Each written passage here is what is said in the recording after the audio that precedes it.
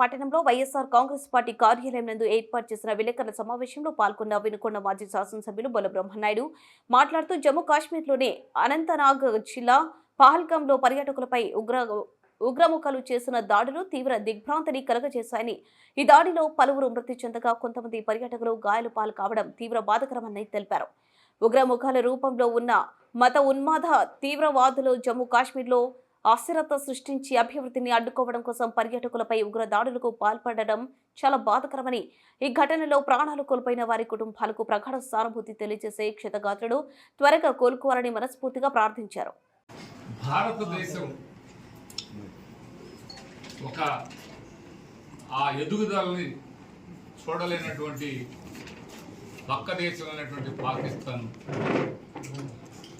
అనేక రకాలుగా ఉగ్రవాదుల చేత దాడులు చేపించి మన వాళ్ళని, మన భారతీయులు పాపం 26 మందిని పట్టణ పెట్టుకున్నటువంటి ఆ ఉగ్రవాది దాడిని పూర్తిగా మేము ఖండిస్తూ, అదేవిధంగా ఆ కుటుంబాలకి మా సానుభూతిని తెలియపరుచుకుంటూ, నిజంగా అవకాశం ఉన్నంతవరకు ఆ కుటుంబాలకి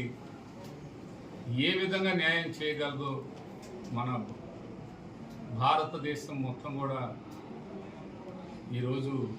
ఆ కుటుంబాల వైపు చూస్తూ ఉంది. ఇంత దారుణంగా, ఇంత అన్యాయంగా, ఇంత కిరాతకంగా ఆ విధంగా వాళ్ళని చంపటం చాలా దారుణం అని దాన్ని పూర్తి స్థాయిలో పార్టీ తరఫు నుంచి, నా తరఫు నుంచి ఖండిస్తూ, వాళ్ళకి భారతదేశం చూస్తూ ఊరుకోదని అన్ని విధాల తగు విధంగా చర్యలు తీసుకుంటామని ప్రధాని గారు కూడా చెప్పడం చాలా అభినందనీయం. అన్ని విధాల ఎవరైతే దీనికి పాల్పడినటువంటి ఆ సంస్థ కానీ, ఆ ఉగ్రవాదుల సంస్థ కానీ, ఆ పాకిస్తాన్కి కానీ తగిన విధంగా వాళ్ళకు అండగా ఉన్నటువంటి వాళ్ళకి తగిన